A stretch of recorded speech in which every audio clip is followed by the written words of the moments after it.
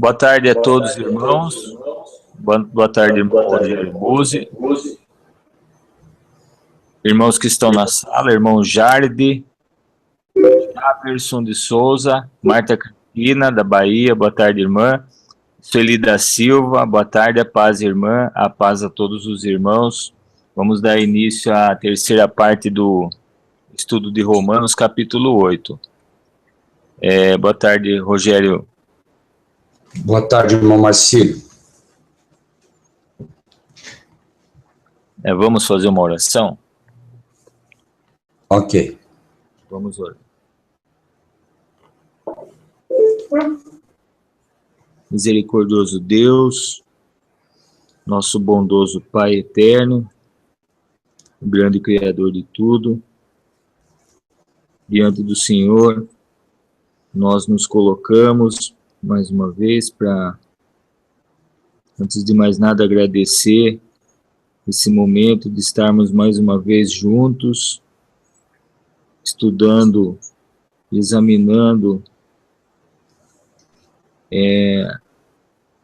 as mensagens desse guia que o Senhor nos deixou, para que nós possamos retornar ao Teu reino, Pai.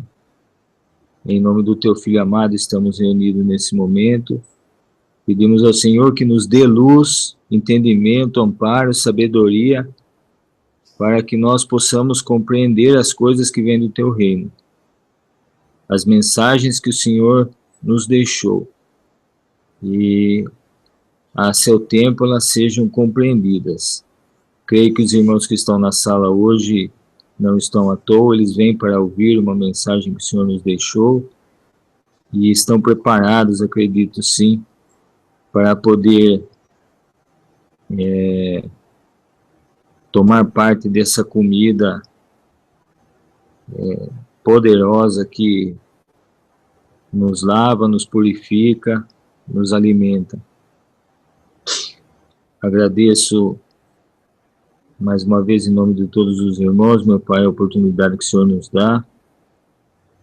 Continue colocando a sua poderosa mão sobre nossas vidas, nos dando entendimento, para que possamos saber o que realmente fazer. Rogo ao Senhor, meu Pai, que o Senhor ampare as pessoas que mais precisam. O Senhor conhece todas elas.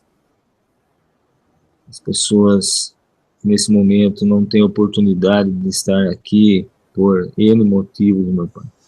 Que um dia elas consigam, como eu consegui, achar o caminho dessa verdade presente, para que possamos realmente voltar ao Teu reino, Senhor.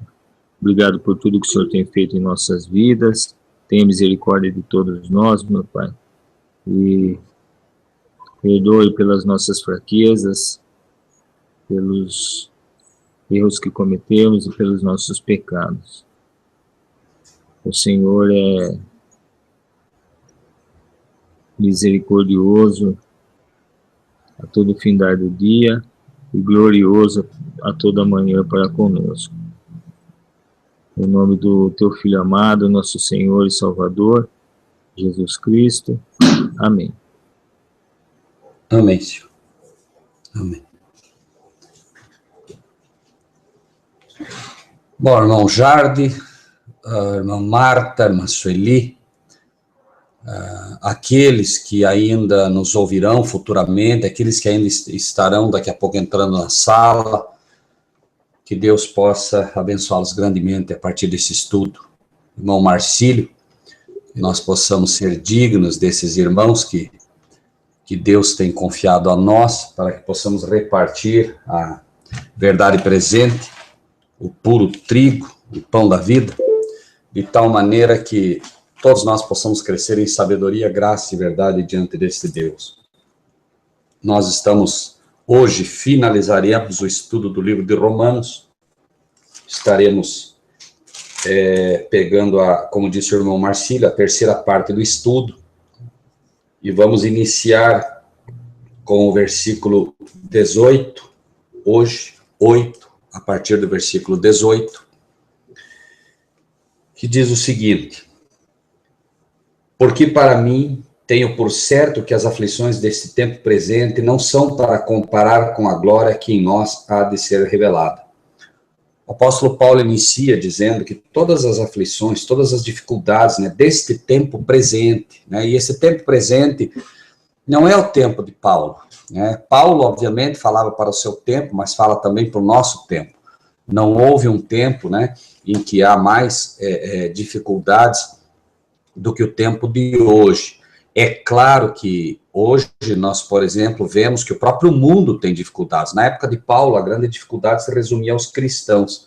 Mas hoje, de um modo geral, Deus tem permitido que venham dificuldades em todas as áreas, na área financeira, na área amorosa, na área cultural, ou para o lado que você olha, existem dificuldades, né? As músicas são cada vez piores, os programas que você algum dia pôde ver na televisão, hoje já não se pode mais, os filmes, tudo, absolutamente tudo, promove o homossexualismo, promove o capitalismo, promove a maldade, promove o assassinato, promove a corrupção, promove o roubo. Os filmes de hoje, os bandidos se unem para roubar um banco e finalmente eles vencem. E está sendo ensinado a torcer por eles. Enfim, está realmente tudo sendo feito de ponta cabeça. Mas o apóstolo Paulo, mais do que tudo, claro, ele fala que as aflições desse tempo não são para comparar com a glória de que em nós há de ser revelada. Por que a glória em nós sendo revelada? Porque toda esta luta que nós estaremos sofrendo agora, elas têm um objetivo. Agora, é óbvio que a luta só vem quando, de fato, nós estivermos procurando viver em Cristo Jesus. O irmão Fernando está com o microfone aberto. Ah, ok, fechou. Obrigado, meu irmão. Então vejam que quando o apóstolo Paulo, né, diz que todos os que quiserem viver piamente em Cristo Jesus padecerão perseguição, ele está falando todos. E a perseguição só vem na verdade presente, ela não vem naqueles que não estão querendo de fato buscar sabedoria. Por exemplo, hoje, né, hoje você se esconder atrás, né, do engano, ou se esconder atrás daquilo que você vê como uma dificuldade para pregar, não vai trazer problema para você. Se você, por exemplo, não combate o domingo para poder exaltar o sábado, você não vai ter problemas. Se você se esconde quando as pessoas pedem para você sobre o homossexualismo, e você, não, eu não vou julgar ninguém por isso, por aquilo, a questão não é o julgamento, mas você está se escondendo de uma realidade que Deus condena, né? Amar o homossexual, né, e odiar o homossexualismo. O homossexualismo é pecado. O homossexual tem o direito de saber que é pecado. A escolha é dele, Deus deu livre-arbítrio para ele, mas ele precisa saber o que é pecado e o que não é. E a Bíblia claramente condena o homossexualismo. A Bíblia diz, não adulterarás. O homossexualismo é um adultério sexual e perante Deus, obviamente, é pecado. Então, né, se nós realmente procuramos viver em Cristo Jesus, se nós somos fiéis à missão que Ele nos deu de pregar a verdade, né, doa como possa doer, nós vamos ter aflições, mas todas essas aflições vão cumprir um objetivo, né, que finalmente a glória de Deus possa ser revelada em nós. Glória é bondade, é poder, né, e isso vai ser revelado. Aqueles que estão buscando a santificação serão finalmente, né, aqueles que manifestarão a glória de Deus ao mundo, né? E o versículo 19, ele diz, porque a ardente expectação da criatura espera a manifestação dos filhos de Deus. Obviamente, essa criatura, ela não é só o animal. Todo aquele que não aceitou a Cristo Jesus, né, é uma criatura de Deus. E a ardente expectação destas criaturas é a manifestação dos filhos de Deus. Deus está dizendo isso. Por mais que você veja que essas pessoas que ainda não aceitaram a Cristo, elas hoje possam, de alguma maneira, finalmente combater os filhos de Deus, essa criatura, essas pessoas, elas esperam realmente que os filhos de Deus se manifestem. Por isso, muitas vezes, eles não aceitam o Evangelho.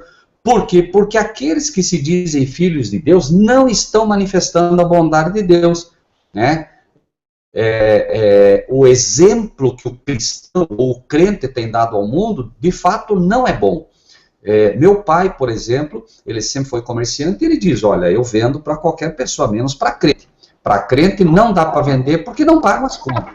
Então, tudo isso, né, é um exemplo dessa manifestação dos filhos de Deus que não está acontecendo como deveria. Né? 21. Na esperança de que também a mesma criatura será libertada da servidão da corrupção para a liberdade da glória dos filhos de Deus. Essas criaturas que estão aí, embora não saibam, elas estão aprisionadas. E elas precisam ser libertadas da servidão da corrupção. Então, como digo, elas não sabem, assim como nós estávamos no mundo um dia e nem sabíamos disso. Mas a expectação é essa, de que a gente seja libertado. Quando finalmente somos libertados, né, é que se manifesta em nós aquilo que Deus quer.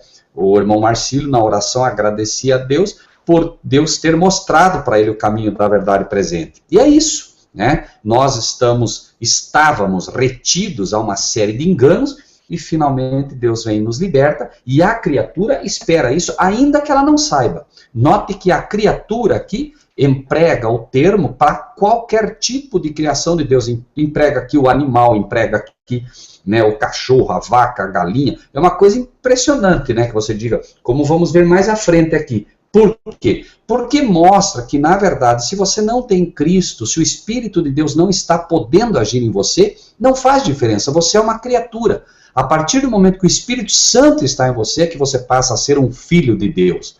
Por isso é que existe essa diferença colocada. Agora, no que tange, por exemplo, a morte, né, que é o grande problema que finalmente o ser humano tem que enfrentar, né, quando o livro de Eclesiastes apresenta a morte daquele que não tem Deus, ele compara com o animal, diz assim como morre o homem, morre também o animal. Né? Por quê? Porque ambos têm o fôlego de vida, mas lhes falta o Espírito Santo. Como a criatura, agora falando de criatura, quando falamos de um cachorro, de um gato, de um cavalo, ele não pode receber o Espírito Santo de Deus, obviamente que Deus compara ele também com o ser humano que, né, ele acaba, infelizmente, né, sendo comparado a esse animal, porque finalmente ele, né, tudo que ele pode entender é algo irracional, que, né, como diz a palavra de Deus, né, o princípio da sabedoria é o temor de Deus. Enquanto você não tem o temor de Deus, enquanto o Espírito Santo não age no seu coração, você é comparado a um animal qualquer, né, não por maldade de Deus, mas pura e simplesmente porque a grande diferença é o Espírito de Deus. Né? Só isso, só a adoção é que pode fazer com que a gente deixe de ser uma criatura para ser um filho de Deus, né? E veja que agora ele vai usar um termo um pouco mais específico, versículo 22. Porque sabemos que toda a criação geme e está juntamente com dores de parto até agora. Veja que todos os animaizinhos também, por conta do pecado, acabaram recebendo as dores de parto. Então, veja que ele inclui aqui, né, os animaizinhos também nessa questão da criatura, né?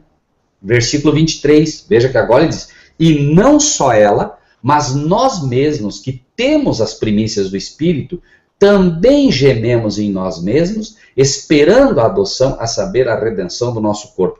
Mas alguém diria, mas nós já fomos adotados como filhos de Deus. Sim, mas por isso que ele completa, esperando a adoção final, a saber, a redenção do nosso corpo. Nós, hoje, fomos, né, como éramos criaturas, fomos redimidos, fomos adotados na família celestial, vivemos hoje no reino da graça, mas aguardamos ainda o reino da glória.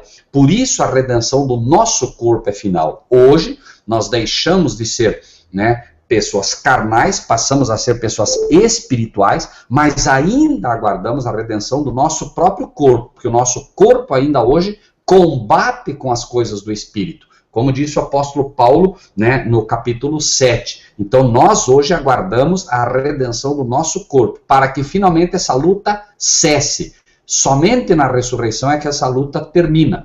Ou, claro, finalmente na vinda de Cristo, para aqueles que estiverem vivos, né? Até lá, o nosso corpo vai estar lutando contra a nossa mente, como diz o apóstolo Paulo, né? Por isso nós gememos em nós mesmos, né? Nossa luta interna, nossa oração, para que de fato o nosso corpo se sujeite à nossa mente ou ao nosso espírito, né? 24. Porque em esperança somos salvos. Esse é o grande, né, é o grande objetivo da fé. Em esperança somos salvos. Ora, a esperança que se vê não é esperança, porque o que alguém vê, como esperará? Por isso, vejam que o livro de Hebreus, no capítulo 11, ele mostra, né, o que é a fé. E a fé não é o que se vê, né? Diz, ora, a fé é o firme fundamento das coisas que se esperam e a prova das coisas que não se veem. Por isso ele faz um apelo aqui, obviamente, que é um apelo da fé, né? Porque em esperança somos salvos? Ora, a esperança que se vê não é esperança, porque o que alguém vê, como esperará? Esse é o exercício da fé. Então, algumas vezes, nós lutamos contra determinados pecados, caímos, mas mesmo nisso, quando Deus, né, por vezes, permite que a gente caia, permite com um objetivo, né? Pura e simplesmente que a gente aprenda também com paciência a esperar por esta redenção. Claro, Deus, não estamos dizendo aqui que Deus faz com que caiamos, Deus permite, Ele poderia simplesmente fazer de nós robôs que não pecariam, seríamos reprogramados e não pecaríamos de maneira nenhuma. Mas não, Deus permite pelo livre-arbítrio que a gente caia, mas mesmo nessa permissão que Ele nos dá, existe um objetivo final, que é o princípio da gente estar fortalecendo dia a dia a nossa fé. Versículo 25, mas se esperamos o que não vemos, com paciência, né? É lógico, eu quero a redenção do corpo, eu não gostaria mais de pecar, eu queria finalmente não estar mais nessa terra, eu queria finalmente ser levado com Cristo. Esse é o objetivo de todo cristão, mas em esperança é que nós aguardamos e com paciência, porque, né, nós não podemos desanimar, né? E o 26, né, o 26 traz uma ideia um pouco mais complexa, que muitos confundem. Da mesma maneira, também o Espírito ajuda as nossas fraquezas, porque não sabemos o que havemos de pedir como convém, mas o mesmo Espírito intercede por nós com gemidos inexprimíveis. Existe uma ideia que se implanta de que, e eu não quero que ninguém me entenda mal, de que existe só um intercessor, né? A Bíblia diz que há um só mediador entre Deus e os homens. Então, nós temos um mediador que é Cristo Jesus. Por isso diz, há um só mediador entre Deus e os homens, Cristo Jesus, homem. Então, como pessoa, como ser, nós temos um só intercessor também, que é Cristo Jesus. Entre nós e o Pai, há apenas um, que é Cristo Jesus. Porém, note que o texto, versículo 26 de Romanos, que lemos, diz, né? Da mesma maneira, também o Espírito ajuda nossas fraquezas. Esse também é porque existe outro alguém. Então, é preciso entender aqui que, da mesma maneira, também o Espírito ajuda as nossas fraquezas, porque não sabemos o que havemos de pedir como convém, mas o mesmo Espírito intercede aqui, sem medo de errar, intercede em nós com gemidos inexprimíveis. A tradução aqui foi mal feita. Diz que o Espírito intercede por nós. Não, o Espírito não intercede por nós. O Espírito intercede em nós com gemidos inexprimíveis.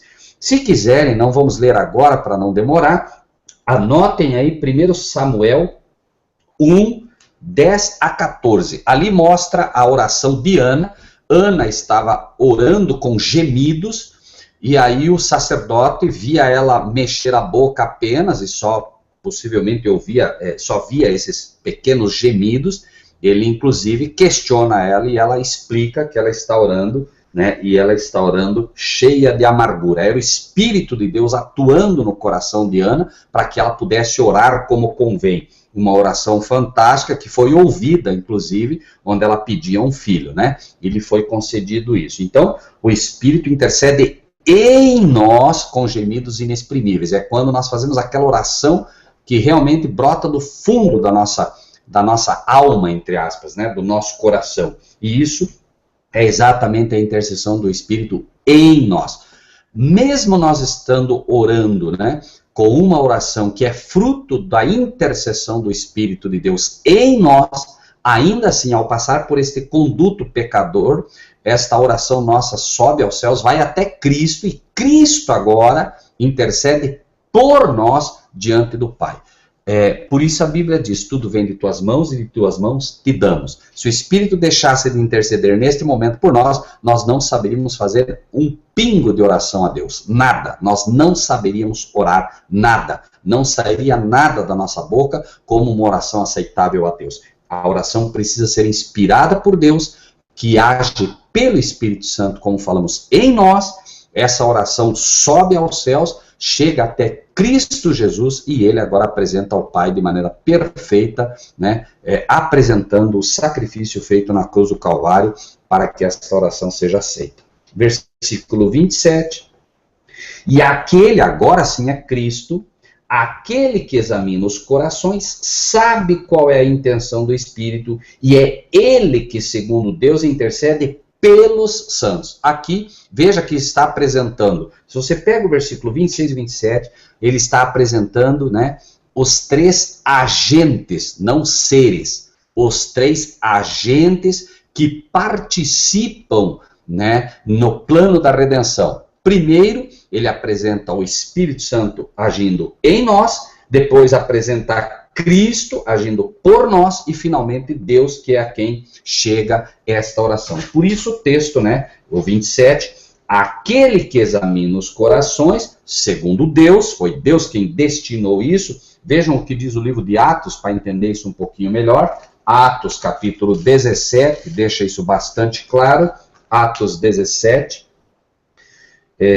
versículo 31, isso mesmo, 31, veja.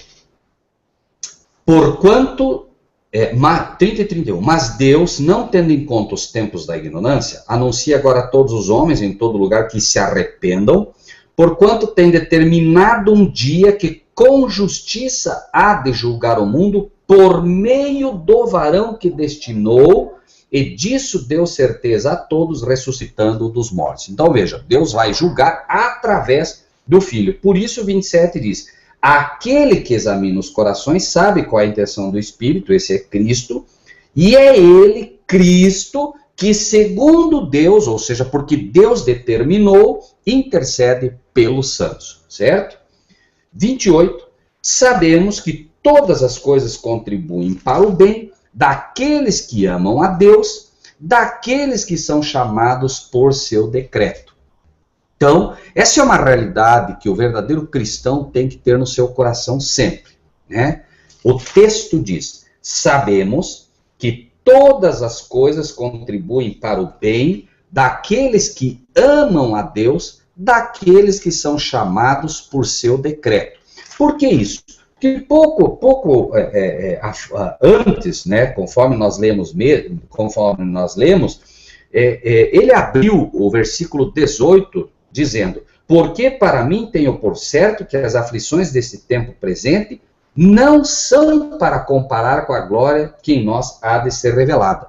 Por isso, se eu realmente acredito que todas as aflições que eu sofro hoje, né, vendo um filho sofrer, vendo uma filha sofrer, vendo um pai morrer, vendo um pai adoecer, vendo a mãe adoecer, vendo a violência no mundo, vendo tudo isso, se eu consigo, né, olhar e acreditar num Deus, e posso, né, pela fé dizer, eu sei que todas essas coisas contribuem juntamente para o bem daqueles que amam a Deus, né? E se consigo ver que todas essas aflições que sofro, elas têm um objetivo final, que é o de que finalmente a glória de Deus possa ser revelada em mim, eu não tenho como, né, não confiar plenamente na bondade e na misericórdia de Deus. Chegaremos um dia no céu, quem sabe, com algumas dúvidas do porquê passamos por tantas dificuldades, né? E o diabo tem trabalhado forte para enganar o cristão nisso, dizendo que a igreja vai ser, ela vai ser arrebatada antes que isso ocorra. Não, A igreja precisa passar por isso tudo para que finalmente a glória de Deus possa ser manifesta nela. A igreja precisa ser limpada e vai ser na luta, vai ser no sofrimento, vai ser na aflição. Foi assim com Jacó. Ele vai para o vale de Jaboque, ali ele tem uma aflição, uma angústia terrível, antes que ele pudesse realmente, né, ter a vitória e passar a ser chamado de Israel, que é vencedor. Por isso, né, é dito dele, né, lutaste com Deus e venceste. Esta geração nossa é uma geração que vai passar realmente por uma aflição muito forte, muito grande, mas isso será feito para que finalmente a glória de Deus se revele em nós.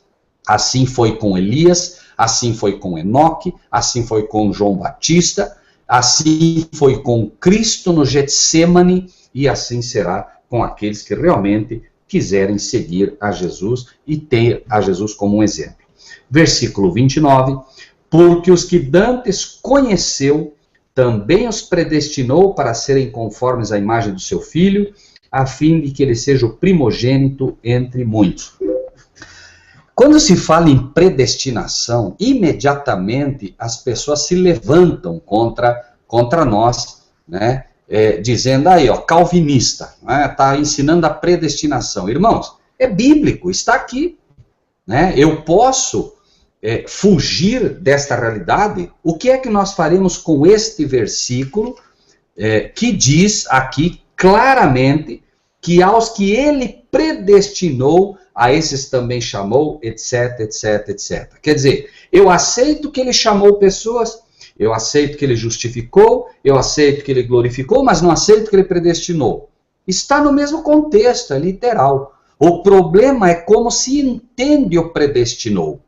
Porque imediatamente as pessoas, inclusive a maioria esmagadora dos cristãos, né, atribuem a Calvino a predestinação. Deus não tem culpa se Calvino não entendeu essa predestinação. Nenhum cristão tem culpa se outros cristãos não entendem o que é predestinação. Predestinar não é destinar. Deus não destinou ninguém para ser cristão e não destinou ninguém para não ser cristão.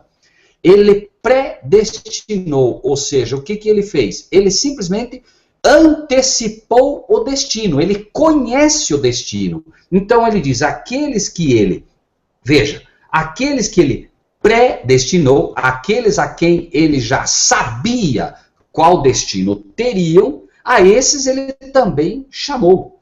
E note que o mesmo chamado é dito, muitos são chamados, poucos os escolhidos. Ou seja, no final das contas, não importa que Deus já sabe o que vai acontecer, porque ele não atua para mudar isso. Ele deu o livre-arbítrio para você.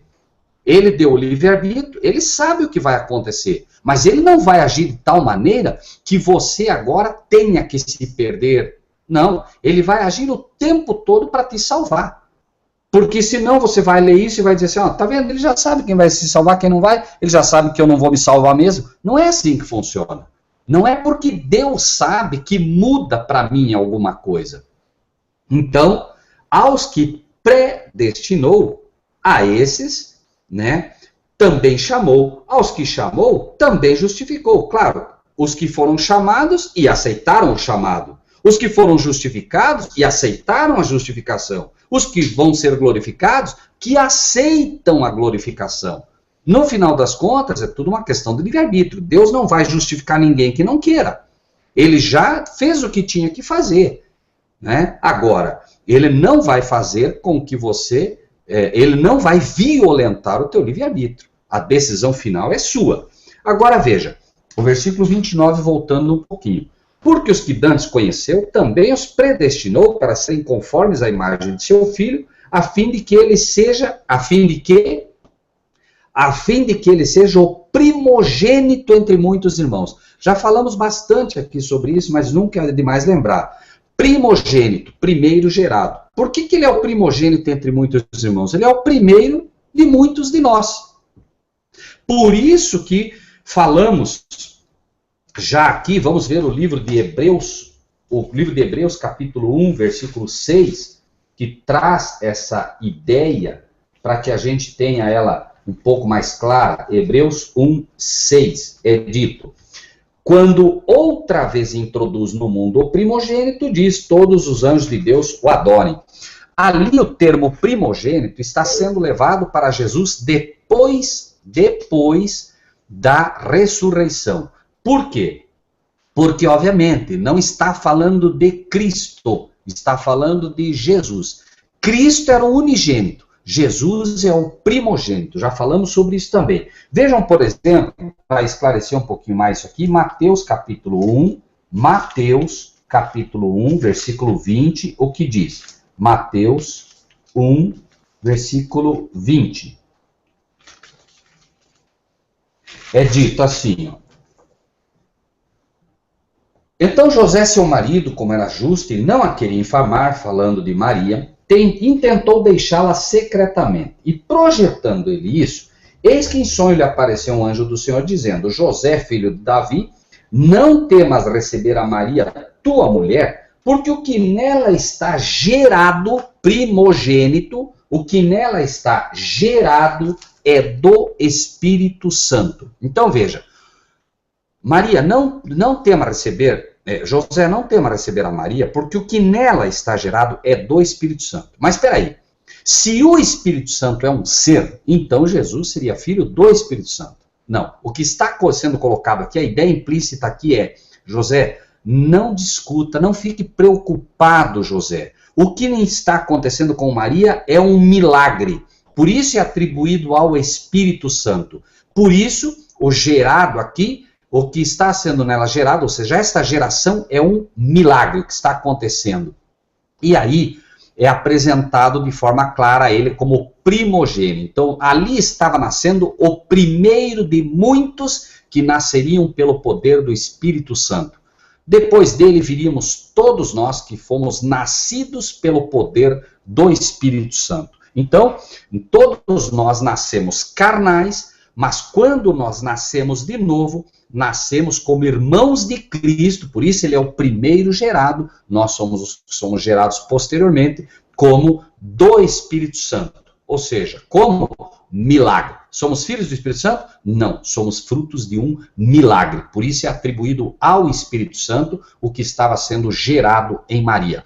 José não conseguia entender como poderia uma mulher virgem estar tendo um filho. Por isso é dito, é do Espírito Santo, é um milagre. Não tente entender, José, apenas aceite, ok? Muito bem. Uma vez entendido isso, nós entendemos como ocorre conosco também. Como pode? Nicodemos diz, como pode? Vai entrar na barriga da mulher de novo para nascer? Né? Nicodemos, aquele que não nasce de novo não pode ver o reino de Deus. Né? Nós não temos que questionar como aconteceu o nosso novo nascimento.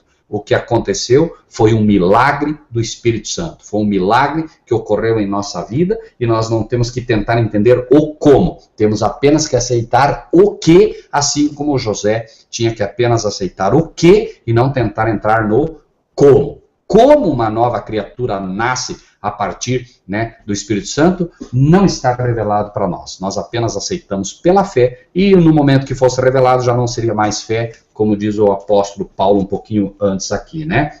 Nós, em esperança, esperamos, né? E se nós,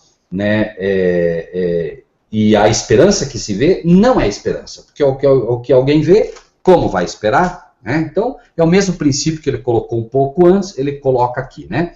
Aí, versículo 31, 8:31.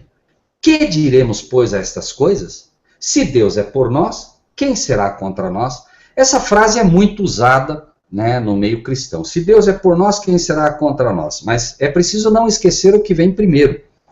Que diremos, pois, a estas coisas? É destas coisas que está se falando. Eu não posso simplesmente dizer que Deus se Deus é por nós, quem será contra nós? Eu tenho que entender o contexto, porque se eu não estiver fazendo as coisas direito, Deus não é por mim.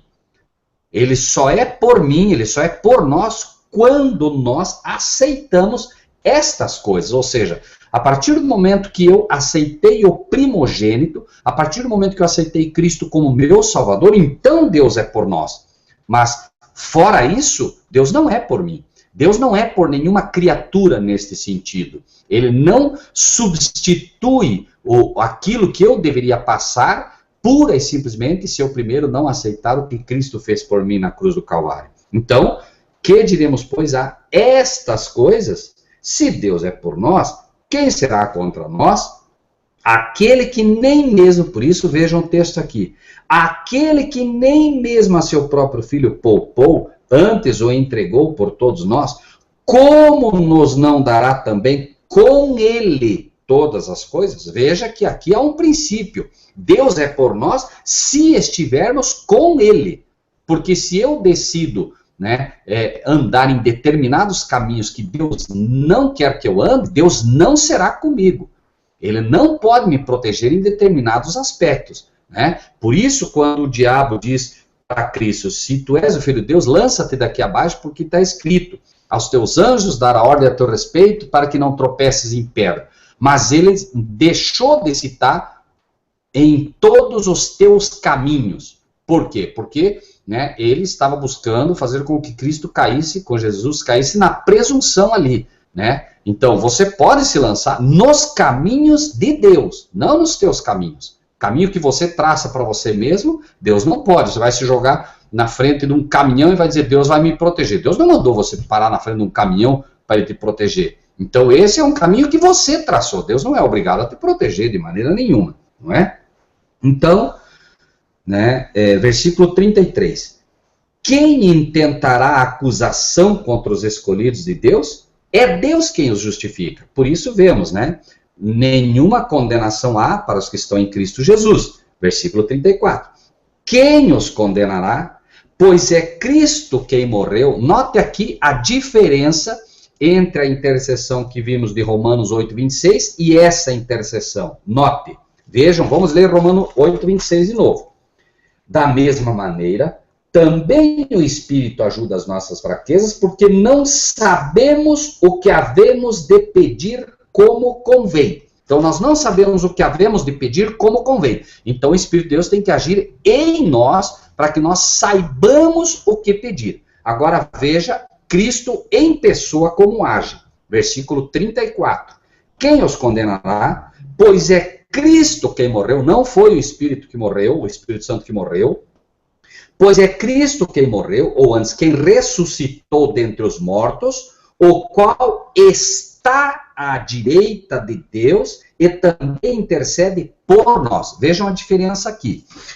Cristo, em pessoa, está à direita de Deus e intercede por nós. O Espírito de Deus atua em nós. O Espírito de Deus atua na terra, atua nos seres pecadores.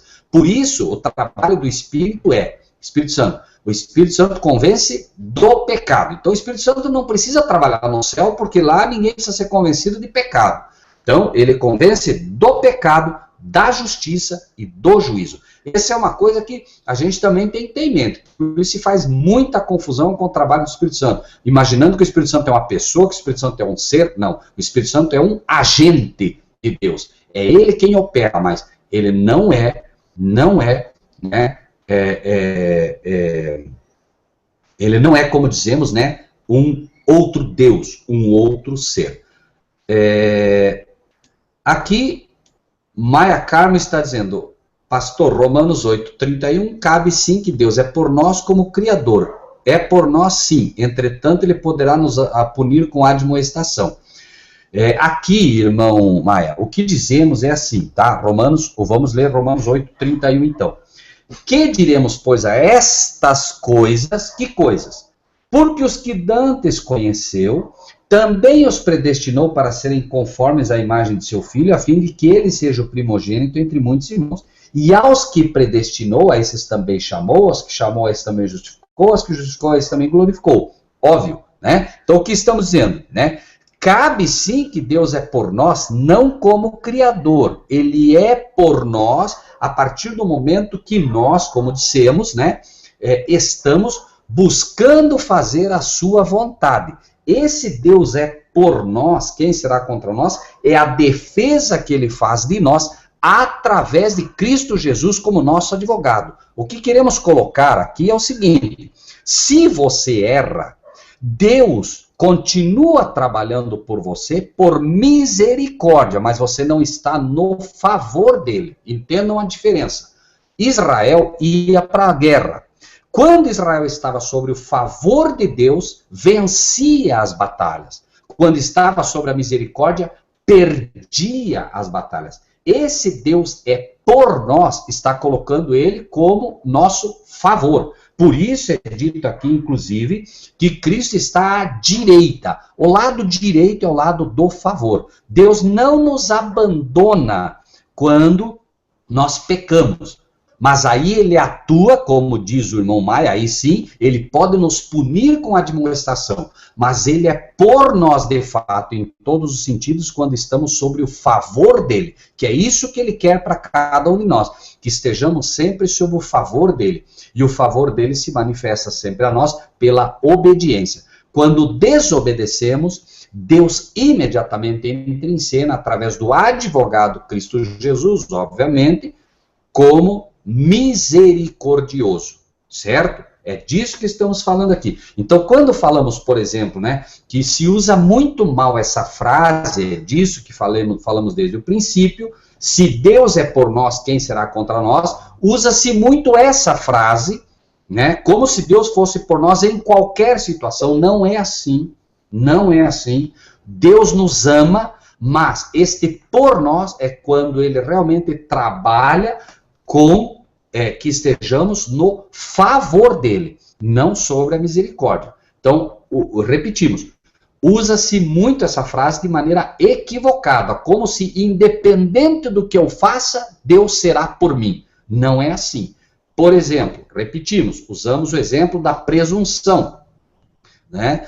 Um pastor está na igreja, Deus é por nós, quem será contra nós? Levanta o paletó e começa a derrubar um monte de gente. Pergunto, Deus está sendo pelo pastor ali? É Deus quem está fazendo aquele trabalho? Não. Ali Deus está agindo com misericórdia. Não é Deus que está fazendo aquilo. Deus apenas pode observar aquilo, né? Mas não pode aceitar aquilo para ele. Naquele momento a pessoa está usando como se Deus estivesse fazendo aquilo. Não, Deus não está fazendo aquilo porque não trabalha. É neste sentido que queremos deixar este ponto claro, né? Ou seja, não se pode usar o nome de Deus em vão. E o nome de Deus é usado em vão quando eu acredito que Deus é obrigado a ser por mim, mesmo quando eu resolvo traçar meus próprios caminhos, certo? É nesse ponto que queremos deixar claro, tá?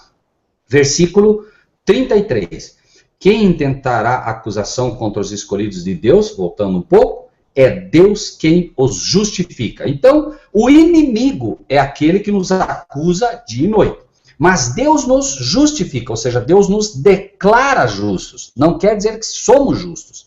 Deus nos declara justo. O inimigo vai e acusa você. Esteja você errado ou não, o inimigo vai te acusar.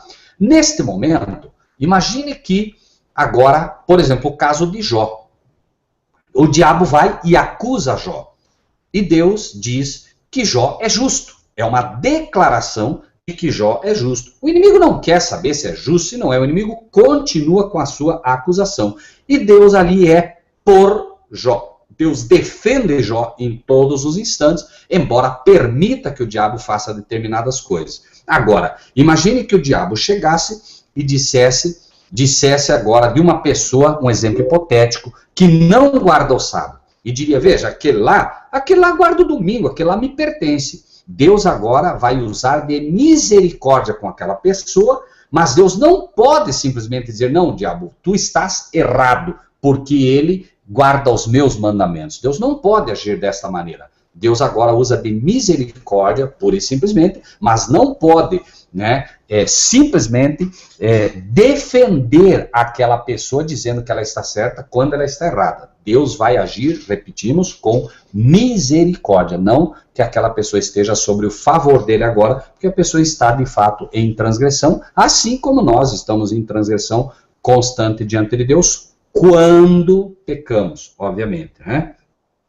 Versículo 34, então. Quem os condenará? Pois é Cristo quem morreu, ou antes, quem ressuscitou dentre os mortos, o qual está à direita de Deus, favor, e também intercede por nós, né? Já falamos aqui sobre a diferença do trabalho do Espírito de Deus e do trabalho de Cristo Jesus como ser humano, como pessoa glorificada, né? Versículo 35, quem nos separará do amor de Cristo? Agora sim. Quem vai nos separar do amor de Cristo? Nada.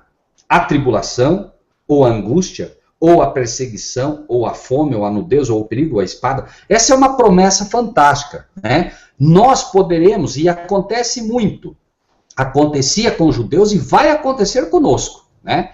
Nós estaremos uma época atribulados e o mundo vai olhar para nós e vai dizer, ó, vocês estão sob o amor de Deus, vocês estão sob o amor de Cristo, que jeito?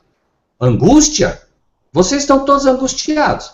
O povo de Israel estava preso no Egito, eram escravos, eram constantemente acusados. Não, mas espera aí, que Deus é esse? Que Deus de vocês que é esse?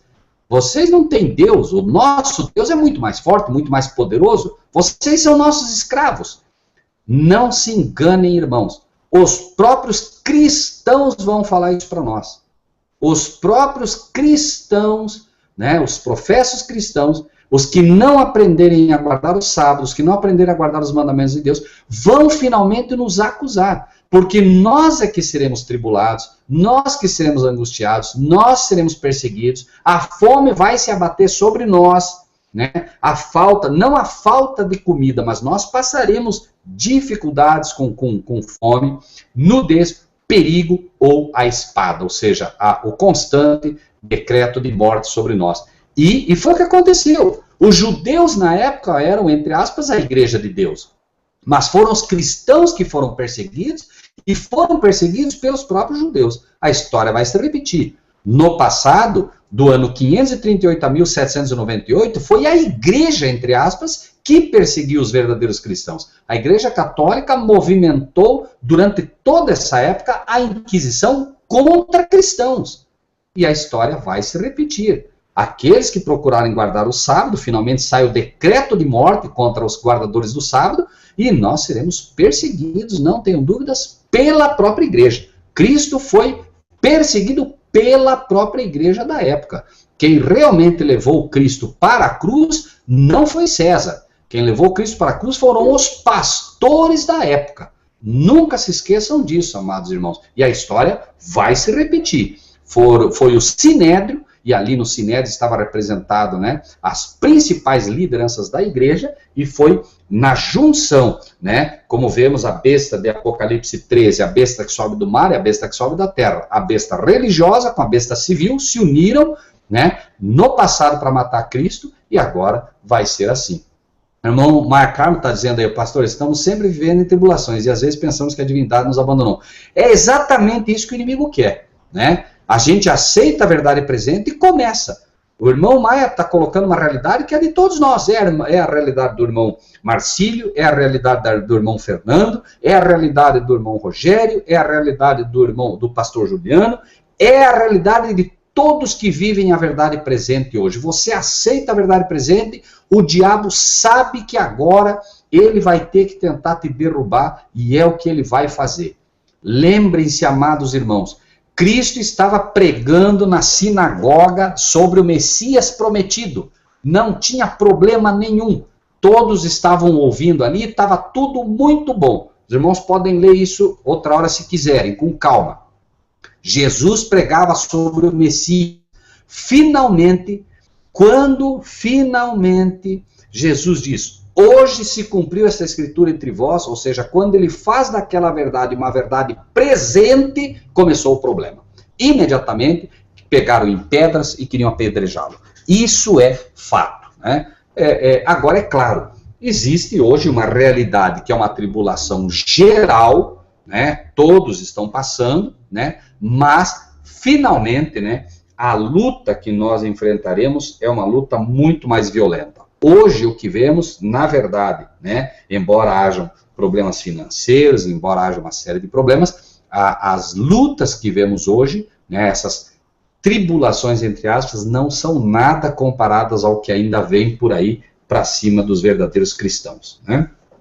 Então, o versículo 36, como está escrito, por amor de ti, somos entregues à morte todo dia. Isso ainda não aconteceu. Vai acontecer ainda conosco, ou seja, não aconteceu, perdão, não aconteceu conosco, né? Aconteceu na época de Cristo, aconteceu na época dos discípulos, o próprio Paulo era perseguido constantemente, aconteceu do ano 538 a 1798, como falamos, e vai acontecer de novo por um período de 3 anos e meio, que é o período de Apocalipse 11. Por 3 anos e meio, seremos perseguidos, né? E as pessoas realmente procurarão tirar a nossa vida. Como está escrito, por amor de ti somos entregues à morte todo dia, fomos reputados como ovelhas para o matadouro. Veja que esse reputados como ovelhas para o matadouro está falando exatamente de ovelhas, que são as pessoas mais maduras nas coisas de Deus. Não está nem falando aí como cordeiros. Veja que normalmente era o cordeiro, mas são as ovelhas que finalmente serão perseguidas, porque o cordeiro, em termos bíblicos, o cordeiro são os novos na fé. E obviamente, essa guerra começa, obviamente, com as ovelhas, aqueles que são mais experientes, aqueles que realmente tiveram a coragem e a maturidade de pregar a verdade que Deus lhes deu, né? Versículo 37, mas em todas estas coisas somos mais do que vencedores por aquele que nos amou. Eu sei que é difícil hoje para o cristão, difícil para nós até, sequer imaginar que a gente ainda vai ser perseguido. É muito natural que a igreja hoje, né, acabe se escondendo por trás de um falso arrebatamento, o chamado arrebatamento secreto, por medo do que vem por aí, mas é preciso entender uma coisa. Deus dará o privilégio, irmãos, privilégio para algumas pessoas de poder morrer pelo evangelho. Isso será um privilégio. Aqueles que forem, inclusive, amarrados em estaca, se forem amarrados em estaca para queimar, como foi no passado, morrerão cantando. Não irão sofrer. Deus não permitirá que essas pessoas sofram pura e simplesmente. Por quê? Porque naquele então, quando aquilo ocorrer, né, a dor seria apenas uma vitória do inimigo. Deus fará com que essas pessoas morram cantando para que, através do canto delas, através da morte delas, elas sejam semente para que outras pessoas, ainda no final, possam aceitar o evangelho. Então, se para você, se para mim for destinado, né, o ser mártir, por isso a predestinação, se você foi predestinado a ser um mártir e finalmente você aceitar que Deus te conduza durante todos os caminhos dele e você tiver que morrer na cruz por ele, pode ter certeza, você vai morrer cantando. Você fará como Pedro. Eu não sou digno de que me crucifiquem como o meu mestre morreu, me ponham de cabeça para baixo. Ou seja, né, como muito mais complicado. Então, será assim com os verdadeiros servos e com os verdadeiros filhos de Deus que finalmente, né, irão até o fim para poder demonstrar o amor de Cristo fez por essas pessoas. Nós seremos, acreditem, digo nós pela fé, seremos imbuídos de uma coragem tal que hoje nós não temos. O que nós só não podemos fazer é o que Pedro fez. Senhor, todos vão te negar, eu não vou te negar. Desconfiando sempre do próprio eu, nós estamos seguros, né? Eu nada posso, mas tudo posso naquele que me fortalece. Respondo sempre essa questão, irmãos, e quero que todos pensem com muito carinho. Se há uma arma que o inimigo tem usado poderosamente hoje no meio cristão, é a presunção. Ele tentou Jesus com isso, já falamos aqui, ele tentou Jesus com isso e tem derrubado milhares de pastores hoje na presunção. Pastores que acham que podem derrotar o inimigo e o inimigo está rindo de todos eles. Por quê? Porque não conseguem imaginar o poder que tem o inimigo. Então, numa igreja, o pastor sopra ou faz um movimento, cai um monte de gente, o inimigo está rindo daquilo. São os anjos, os demônios que estão empurrando aquelas pessoas, fazendo com que elas caiam, e as pessoas achando que é o poder do Espírito Santo. Deus não pode trabalhar dessa maneira, nunca trabalhou dessa maneira, Deus não trabalha assim, e a Bíblia diz, eu sou o Senhor teu Deus, eu não mudo. Deus não pode trabalhar dessa maneira. Mas, diz o versículo 37, em todas estas coisas, somos mais do que vencedores por aquele que nos amou. 38, porque estou certo de que nem a morte, nem a vida, nem os anjos, nem os principados, nem as potestades, nem o presente, nem o porvir. Ou seja, eu estou certo que nem se eu for destinado à morte, nem se eu for destinado para viver eternamente, nem os anjos, nem os principados, nem os poderosos, nem o que está acontecendo no presente, nem o que vai acontecer no futuro, nem a altura, nem a profundidade, nem alguma outra criatura nos poderá separar do amor de Deus que está em Cristo Jesus, nosso Senhor. Então, esta promessa final é feita com um resultado e com um objetivo específico. O que está sendo dito é, não importa o que, nada pode nos separar do amor de Deus que está em Cristo Jesus, nosso Senhor. O amor de Deus se reflete no caráter de Cristo. E enquanto eu tiver Cristo no meu coração, nada me pode separar do amor do Pai. E estas dúvidas que vêm no coração da gente devem sempre ser alimentadas com este tipo de versículo, né? Eu vejo as lutas, eu vejo as dificuldades, eu vejo o problema se apresentando, eu vejo um decreto de morte diante de mim, eu vejo os anjos me tentando me derrubar, eu vejo os anjos mais poderosos que o inimigo tem, eu vejo as autoridades da terra tentando nos derrubar. Nós vemos tudo isso, nós vemos os principados, nós vemos as autoridades religiosas, estarão todos unidos contra o povo de Deus. Todos, autoridades religiosas, pastores, anjos caídos, né? As autoridades seculares, todos unidos através do ecumenismo, através da nova ordem mundial, mas nada disso deve em nenhum momento fazer com que imaginemos que fomos separados de Deus ou imaginar que fomos esquecidos por Deus. Repetimos, estou certo, diz o apóstolo Paulo, que nem a morte, nem a vida, nem os anjos, nem os principados, nem as potestades, nem o presente, nem o porvir futuro, nem a altura, nem a profundidade, nem alguma outra criatura nos poderá separar do amor de Deus que está em Cristo Jesus, nosso Senhor. Amados irmãos e irmãs, nós podemos fazer do livro de Romanos pura e simplesmente um livro teórico, ou podemos, de fato, fazer desse livro um livro que faça parte da nossa vida. A todo momento, Deus tenta nos mostrar que Ele está conduzindo nossa vida. Eu imagino por vezes que Deus está me castigando, eu imagino por vezes que Deus me abandonou, eu imagino que não, é exatamente isso que eu vou ver um dia no céu. Quem sabe você estará ali no céu e o anjo que te acompanhou durante toda a tua vida vai te dizer assim, escuta, Deus não poderia ter feito por você mais do que fez. Cristo não poderia ter feito mais do que fez por você. Em todos os segundos da tua vida em que você era ameaçado por isso, era ameaçado por aquilo ou por aquele outro, e você tinha lutas e você tinha angústia, jamais eu saí do teu lado. Nós temos um anjo que cuida de nós. Esse anjo cuida de nós pelo Espírito de Deus. Esse trabalho dele é feito pura e simplesmente porque há um Deus no céu que nos ama, há um Senhor que morreu na cruz do Calvário por nós, a quem nós pertencemos hoje, e esse trabalho é feito diariamente. E se um dia você for para a sepultura, esse anjo jamais sairá dali. Ele estará ali até o dia em que Cristo voltar, para que finalmente ele possa dizer, filho do Deus vivo, né, teu Pai te chama, e você levanta agora para poder viver eternamente salvo. Mas uma coisa será fato que nós veremos no céu.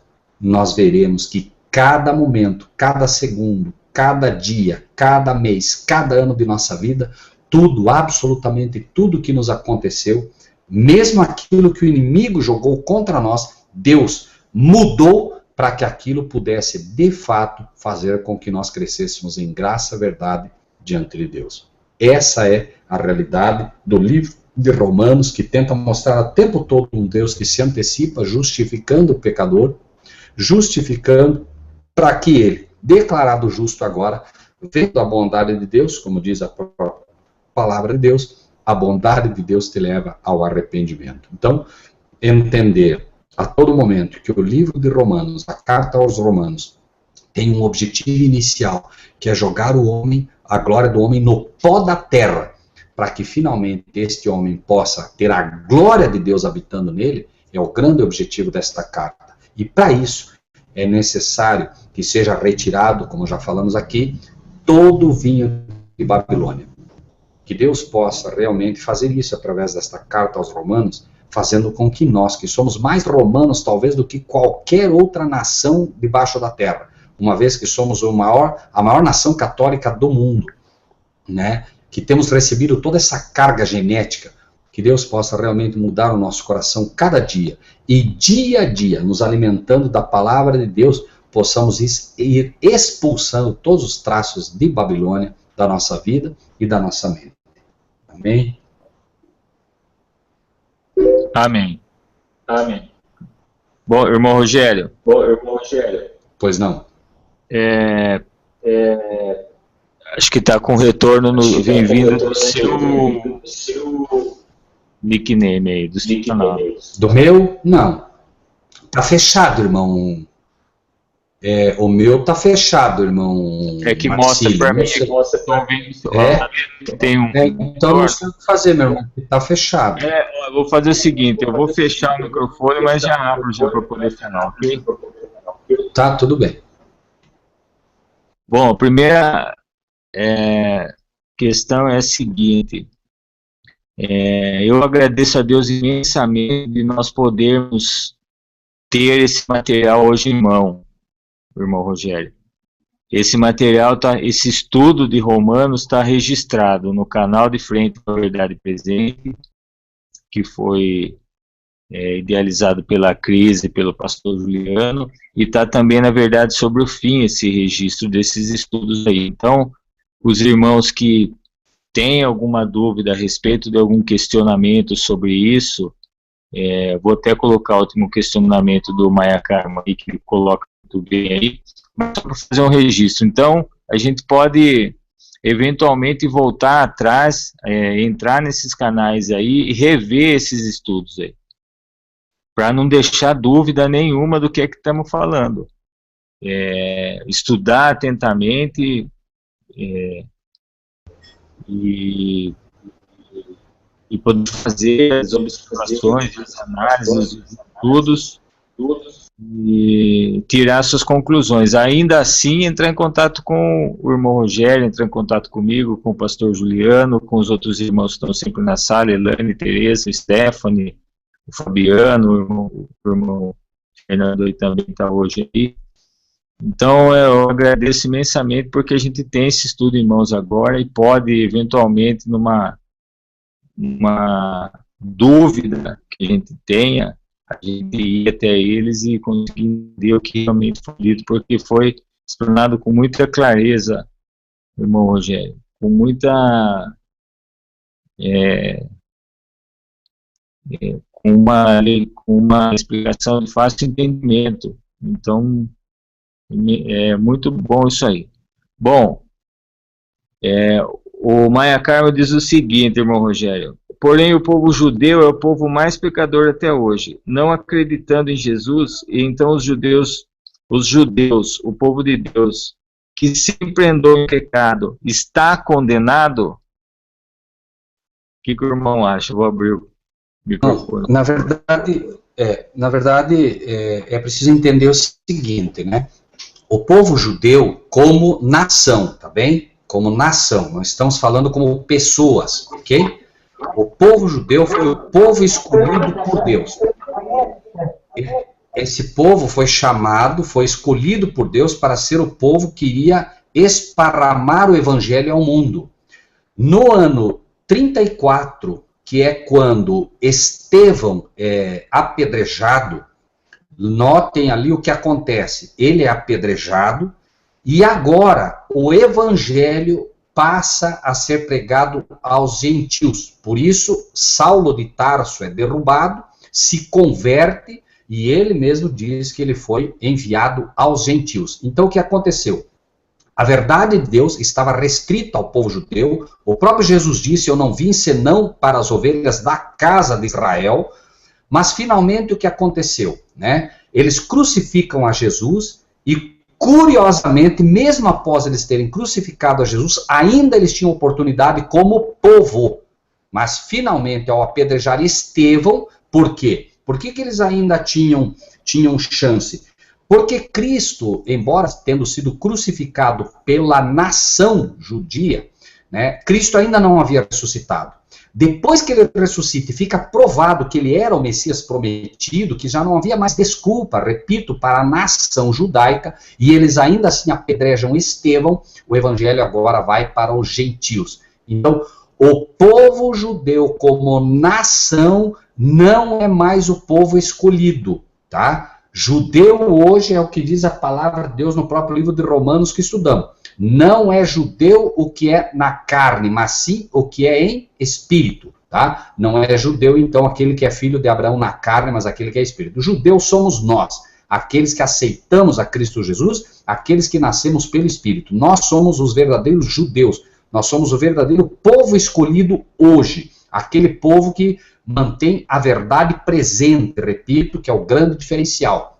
E o judeu, como pessoa, está com a porta aberta a ele como qualquer ser humano. É essa outra confusão que se faz. O povo judeu como nação não é mais o povo escolhido, mas o judeu tem a porta aberta ainda. Basta aceitar a Cristo Jesus como seu Salvador. Ok? Amém. Amém. O pastor Juliano que está com o Fernando e a Maria Eugênia também, de Minas, né? Não sei se ele está nos ouvindo ou não. O Fernando, irmão Fernando. Tudo bem, irmão? Tudo bem, irmão?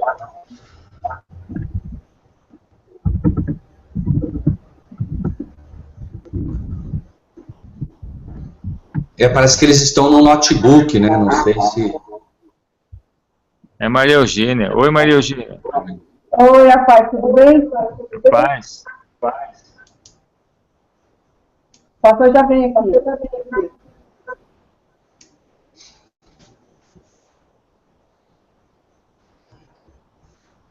Ele demora, mas ele está com você aí ou não? Ele tá, peraí um pouquinho só, ele foi ao banheiro. Ah, tá ok.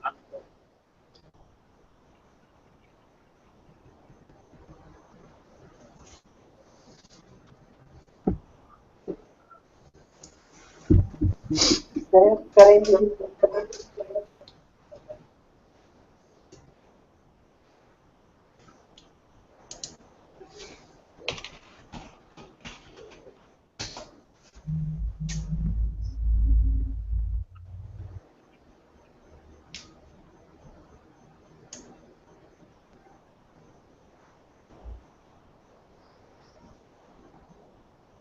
Marcelo, tá aqui. Alô, Marcelo. Fala, pastor. Tô dando eco aí. Não entendi. Você tá dando eco? Tá,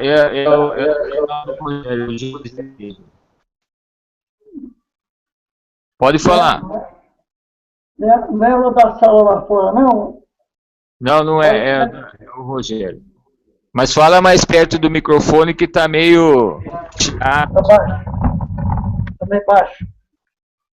Eu quero mandar um abração para os irmãos aí e agradecer mais uma vez o irmão Rogério aí pela conclusão desse estudo, como você falou no início aí, um estudo, além de importante, esclarecedor, e o melhor de tudo que está registrado para consultas no futuro. Qualquer irmão, qualquer irmã, qualquer amigo que tiver uma dúvida, quiser ter um conhecimento melhor sobre esse assunto, que é a justificação pela fé, poderá ter esse material à sua disposição, qualquer momento que ele quiser, para estudar, tirar suas dúvidas e talvez até também estudar melhor para transmitir para outras pessoas em outros locais, em outros momentos, esse estudo tão importante, né? Agradecer a Deus por esse fato, agradecer a Deus pelo irmão Rogério, pelo trabalho que ele vem prestando a todos nós através desses ensinos. E, por outro lado, também agradecer a Deus a participação de todos os irmãos que fazem perguntas, fazem comentários. Nós queremos agradecer a todos eles, né? E agradecer a Deus, acima de tudo, em primeiro lugar, pelo Ele nos dá esse privilégio, né, de ter um instrumento como este para transmitir a sua palavra de uma maneira clara, simples, transparente, esclarecedora. Então, nós fomos muito gratos a tudo isso, né? E queremos dizer aos irmãos, até pedir desculpa, que nós não estávamos no início, porque nós estamos em outra cidade agora. Nós estamos aqui em Alvinópolis. Estamos numa cidade distante da nossa casa. Estamos aqui para realizar daqui a pouco, às 6h30, mais ou menos, 6h40, estaremos ali realizando um casamento aqui na cidade. Então, o policial, nosso amigo, está casando. Ele fez questão que nós estivéssemos fazendo a cerimônia do seu casamento. Então, por isso, nós vamos viajar para cá e não podíamos estar no início. Mas estamos aqui junto com os irmãos no final desse hangout e esperamos que Deus continue a abençoar todos nós. Bom, muito obrigado. E lembrar, eu estive mais cedo, viu, irmão Marcílio, irmão Rogério, os demais irmãos, estive conversando com a Cristiane Molulo, com a sua mamãe também, e pedi aos irmãos que continuem a orar pela família. O seu Camilo, o pai daquele instante, está bem ruim lá no CTI. Nós não sabemos qual será o propósito de Deus para aquela vida. Eu espero que Deus conforte o coração da família e também de todos nós que somos amigos e queremos a saúde dele, se for da vontade do Pai. Se não, que Deus realize o seu querer e nós estamos prontos para aceitar aquilo que ele determinou e agradecer àqueles que estavam orando, estão intercedendo por aquele senhor, irmão Camilo, agradecer todo o coração pelo carinho de todos vocês. Marcílio, a palavra, depois eu peço dos irmãos aí, de acordo com o andamento da programação. Amém. Ok, pastor. Bom, Rogério. Oi. Tem um questionamento aí do Maia Carmo aí, é que não está bem formulada. Não sei se o irmão entendeu corretamente a colocação dele. Ele pergunta, sendo eu da igreja, pode existir pontos de vista diferentes em termos teológicos. Provavelmente existem, né? Agora, eu não entendi exatamente qual é a pergunta dele, né? Pode existir? Provavelmente existem pontos de vista diferentes em termos teológicos, sim. Mas eu não sei se eu entendi a pergunta, ou seja, qual seria o problema em relação a isso, né?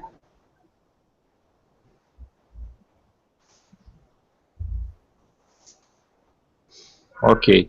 Vamos orar? Ok. O irmão ora? Pode ser.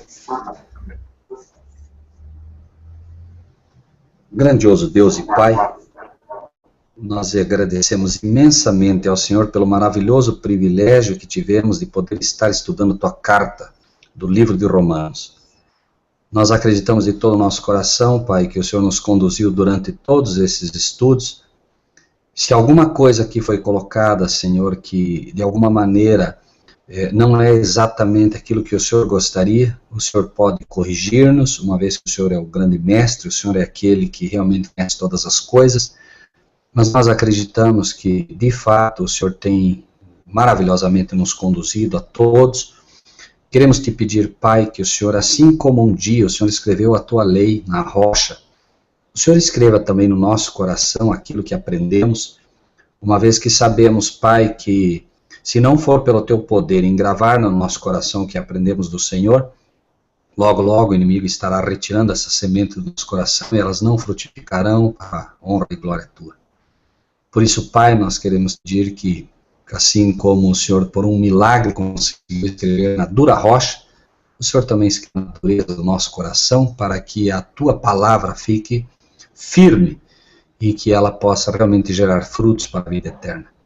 Que o Senhor esteja, Senhor, com o irmão Marcílio, com a irmã Maria Eugênia, com o pastor Juliano, com o irmão Fernando, com o irmão Maia Carmo, com o irmão Robson Lira, que não normalmente participa, hoje não esteve aqui com a gente, com a irmã Maria Eugênia, com o irmão Marcílio, com a irmã Marta, que iniciou com a gente, não sei se ainda está conosco, Pai, com o irmão Jardim, com a irmã Sueli, com o irmão Júnior Ramos, enfim, Pai, com todos aqueles irmãos que o Senhor tem trazido para a verdade presente, que o Senhor possa estar com todos eles, Senhor, e todos aqueles que um dia ainda ouvirão a Tua palavra, todos aqueles que estão em contato ainda com esta mensagem, possam ser realmente, Senhor, convertidos pelo Teu poder e possam entregar a vida completamente em Tuas mãos, vindo a fazer parte deste povo a quem o Senhor chama o povo da verdade presente. Em nome de Jesus te pedimos e agradecemos. Amém. Amém.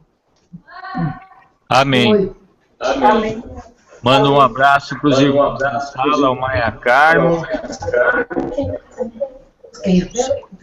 o Javerson de Souza, a Sueli Silva e a Marta Cristina, que estão com a gente na sala. Eu acho que tem mais alguns que entraram aí ao longo do estudo aí. Boa noite a todos, agradeço a todos. Pastor, com o senhor.